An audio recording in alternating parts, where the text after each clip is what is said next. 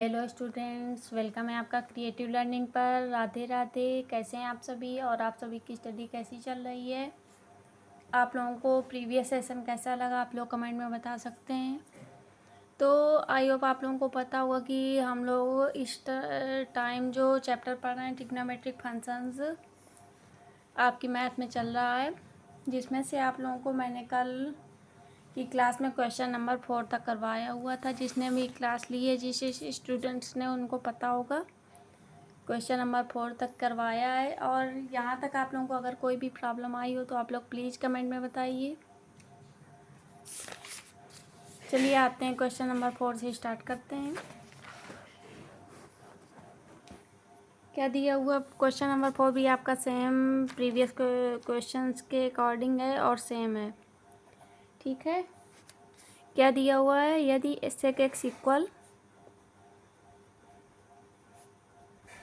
13/5 है तो, और x आपका इसमें दिया हुआ है, सॉरी ये तो क्वेश्चन मैंने आप लोगों को करवा दिया क्वेश्चन नंबर 4, क्वेश्चन नंबर 5 करवाना है। सॉरी ये 4 नंबर था, ये तो मैं करवा चुकी हूँ ना आप लोगों को। क्वेश्चन नंबर 5 से स्टार्ट करना था। दिया हुआ है कि यदि tan x इक्वल -5 अपान 12 हो तो, और इसमें x जो है वो दूसरे चतुर्थांश अर्थात सेकेंड एक्सिस में सिचुएटेड है।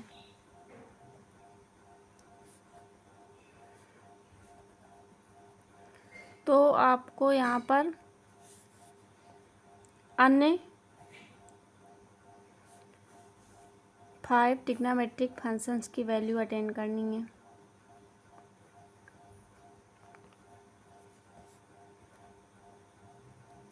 पहले आप लोग खुद से क्वेश्चन ट्राई करेंगे, बाद में ही वीडियो स्किप करके देखेंगे।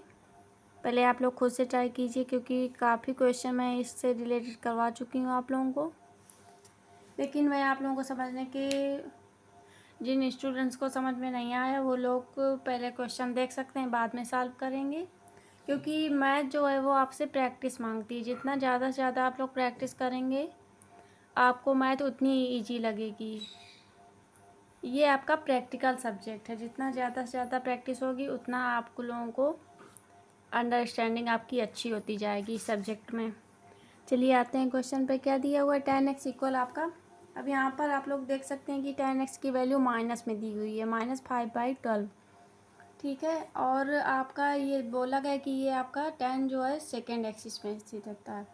तो अगर आप लोग अक्ष में आएंगे अर्थात एक्सिस में आएंगे, तो आप लोगों को पता है कि सेकेंड जो एक्सिस होती है आपकी, उसमें साइन और कासेक पॉजिटिव होता है, ठीक है। और tan काट आपका थर्ड एक्सिस में पॉजिटिव होता है। तो अब आते हैं हम लोग इसकी वैल्यू, जो आप लोगों को अन्य 5 ट्रिग्नोमेट्रिक फंक्शंस की वैल्यू अटेन करनी है। तो इसके लिए आपके पास दो ऑप्शन है सॉल्व करने के लिए। या तो आप लोग पाइथागोरस थ्योरम से यूज करके वैल्यू अटेन कर सकते हैं, या फिर जो मैंने आप लोगों को फार्मूले बताए हुए हैं उनसे आप लोग कर सकते हैं। इसमें आपके ऊपर डिपेंड करता है कि आप किससे करना चाहेंगे, ठीक है। तो चलिए मैं दोनों मेथड से आप लोगों को बता दूंगी, जिससे आपको इजी लगे उससे आप कर सकते हैं। तो अगर आपका tan x इक्वल दिया हुआ है -5/12 दिया हुआ है, तो जैसे मैं आपको अगर पाइथागोरस थ्योरम से बताऊं तो आपका ये होता है, जो 5/12 होता है वो परपेंडिकुलर अर्थात l/बेस a हो जाता है।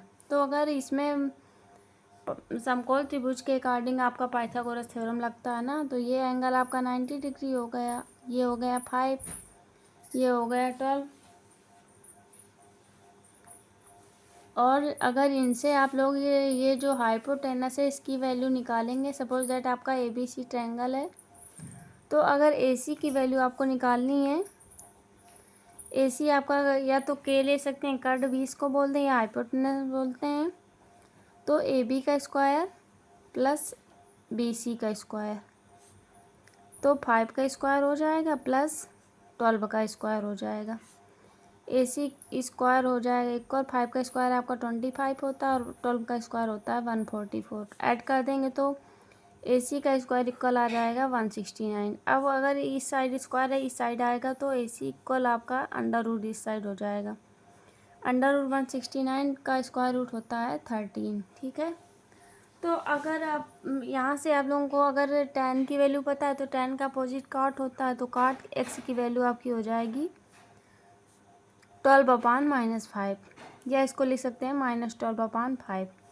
अब आपका अगर के इसकी वैल्यू आ गई ना हाइपोटेनस कर्ड की, ठीक है, तो यहाँ से अगर sin x इक्वल निकालेंगे तो आपका फार्मूला होता है परपेंडिकुलर अपान हाइपोटेनस, अर्थात लंब अपान कर्ड, तो 5 अपान हो जाएगा 13। अब यहाँ पर आप लोगों को उसके अकॉर्डिंग चलेंगे कि सेकेंड एक्सिस में आपका साइन तो पॉजिटिव होता है ना, तो यहाँ पर पॉजिटिव साइन आएगा। अब ये पता है कि साइन का अपोजिट कॉसेक होता है, तो कॉसेक एक्स इक्वल हो जाएगा 13/5। अब अगर हम लोग निकालें कॉस की, तो कॉस एक्स इक्वल आपका होता है बेस अपान हाइपोटेनस, अर्थात आधार अपान कर्ड। तो कॉस जो होता है आपका सेकेंड एक्सिस में निगेटिव होता है। ओनली साइन कॉसेक को छोड़ के आपके जो 4 अन्य ट्रिग्नोमेट्रिक फंक्शंस बचते हैं वो सारे सेकेंड एक्सिस में निगेटिव होते हैं। इतना आप लोगों को ध्यान रखना है। तो कॉस एक्स की वैल्यू आपकी माइनस में आएगी, अर्थात माइनस का 12/13। अब कॉस का अपोजिट होता है सेक एक्स, तो सेक एक्स की वैल्यू हो जाएगी माइनस का 13/12। अब एक मेथड आप लोगों को, जिन स्टूडेंट्स ने अच्छे से प्रीवियस सेशन पढ़े हैं उनको तो पता होगा कि मैंने फार्मूलों के बेस में भी आप लोगों को ऐसे क्वेश्चन, इस टाइप के क्वेश्चन सॉल्व करने बताए थे। तो चलिए वो भी बता देती हूँ। जैसे आपको tan x की वैल्यू दी हुई है, और अगर tan x की दी हुई है तो आप लोग डायरेक्ट, क्योंकि tan का अपोजिट काट होता है, तो डायरेक्ट निकाल सकते हैं कि अगर tan की वैल्यू -5/12 है तो काट की वैल्यू आपकी अपोजिट हो जाएगी 12/-5। और अब इसके लिए आगे सेकेंड मेथड मैं बता रही हूँ।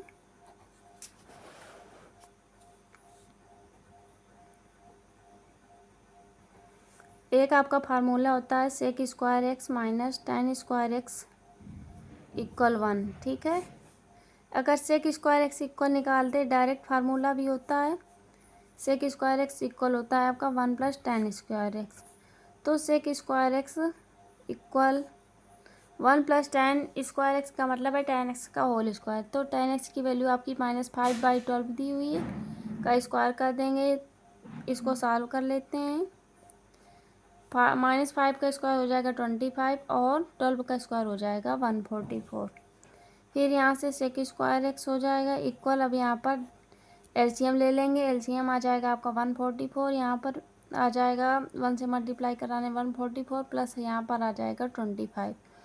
अब इक्वल करेंगे 144 और 25 को ऐड करने पर आपका आ जाएगा 169/144। अब अगर आपका सेक एक्स इक्वल निकालेंगे आप लोग, जो स्क्वायर इस साइड दिया हुआ है वो इक्वल के इस साइड जाने पर अंडर रूट में कन्वर्ट हो जाएगा। यहाँ तक आप लोगों को समझ में आया या नहीं, आप लोग बताइए।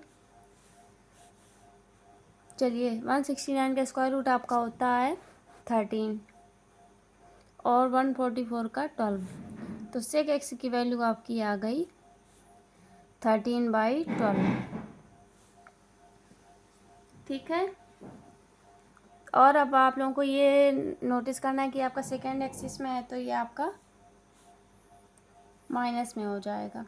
ठीक है, और जब सेक एक्स की वैल्यू आ गई और सेक एक्स का अपोजिट कॉस एक्स होता है, तो कॉस एक्स इक्वल आपका आ जाएगा -12/13। अब आप लोगों को 3 वैल्यू तो पता चल गई, अब किसकी पता करनी, साइन और कॉसेक की। तो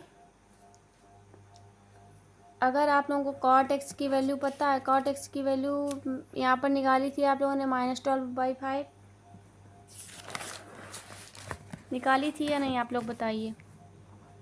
तो कॉट एक्स की वैल्यू आप लोगों ने निकाली थी -12/5। अब एक आपका फार्मूला होता है cosec square x equal 1 + cot square x. ठीक है, तो अब यहाँ पर हम लोग cosec square x equal cot square x की वैल्यू रख देंगे। कॉट एक्स का होल स्क्वायर, इसका मतलब है कॉट स्क्वायर एक्स का मतलब है कॉट एक्स का whole square.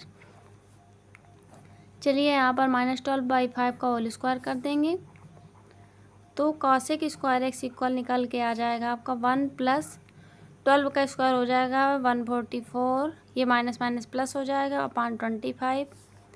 Cosec square x आपका हो जाएगा, यहाँ पर एलसीएम आ जाएगा 25 + 144 इक्वल आ जाएगा 169/25। अब यहाँ से जो आपका कॉसेक में स्क्वायर लगा हुआ ये इस साइड आकर अंडर रूट में आ जाएगा और 169 का स्क्वायर रूट 13 होता है, इसका 5 होता है 25 का।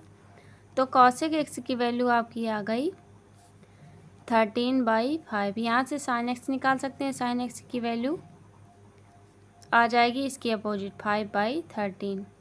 यहाँ तक आप लोगों को समझ में आया या नहीं आप लोग बताइए। आई होप आप लोगों को क्लियर हो गए होंगे दोनों मेथड। चलिए जुड़े रहिए क्रिएटिव लर्निंग के साथ। Thank you.